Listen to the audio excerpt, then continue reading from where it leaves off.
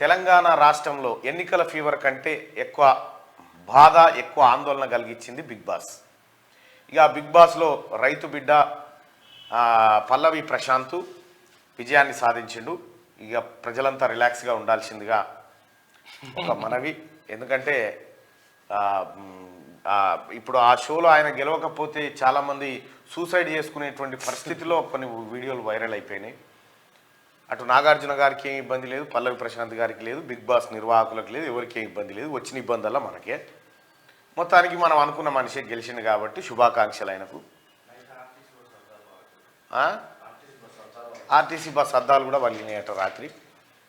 మరి ఆ big boss సంగతి ఏందో, ఆ కథ ఏందో. ఈ బిగ్ బాస్లోకి ఈసారి టీఆర్ఎస్ పార్టీ వాళ్ళు ఖాళీగానే ఉన్నారు. ఈసారి ఎపిసోడ్ మొత్తం వాళ్ళ మీద వేసి బిగ్ బాస్ నిర్వహిస్తున్నారంటే 100 రోజులు తెలంగాణ రాష్ట్రానికి పెట్టినటువంటి ఆ దరిద్రం ఏదైతే ఉందో 100 రోజులన్నా కంట్రోల్ అవుతుంది. ఆ దిశగా చర్యలు తీసుకొని దాదాపు 15 వారాలు కొనసాగుతుందట. ఎవరిని ఫెయిల్ చేయకూరి, ఎవరిని బయటికి పంపకూరి. ఆఖరి రోజు విజేతను ప్రకటిస్తేవా అందరు నన్ననే పెట్టరు. ఈసారి వాళ్ళు మేనేజ్ చేస్తారు. వాళ్ళ తన లలిత కళలు చాలు ఉంటాయి. వాళ్ళు నువ్వు కొత్తగా ఆటలు పెట్టాల్సిన పని లేదు.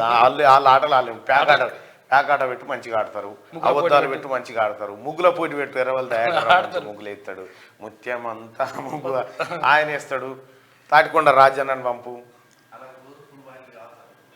మళ్ళా అన్ని సౌకర్యాలు ఏర్పాటు చేయాలడ.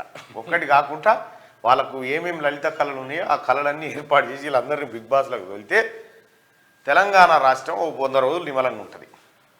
లేకపోతే ఏమవుతుందంటే ఏమాయ, ఇదేమాయ, అదేమాయ, ఏది కావాలో అది అవుతా ఉంది. వీళ్ళకి ఎందుకు కడుపు నొప్పి అర్థమైతలేదు. ఇంకా గమ్మత్ విషయం ఏంటంటే మల్లారెడ్డి మీద భూమి కేసు, తుపాకీ సీను తమ్ముని మీద కేసు, ఇట్లా వీళ్ళ లెక్కలు బయటికి కానీ అక్కడ కుక్కిన పేరు లెక్క ఉన్నారు. ఇప్పుడు మామూలు ఏమని అంటాడా, ఏంది ఎందుకు వచ్చిన బాధ, సపరేకుందాం అనే కాడికి వచ్చింది. మీరు సైలెంట్గా ఉన్నా, వైలెంట్గా ఉన్నా, మీరు చేసిన తప్పులన్నీ ప్రజాక్షేత్రంలో తేలాల్సిందే, కోర్టులో నిలబడాల్సిందే. ఇవి అయితే తప్పు ఎట్లాగో మీ అందరికి తెలిసిన విషయమే కాబట్టి.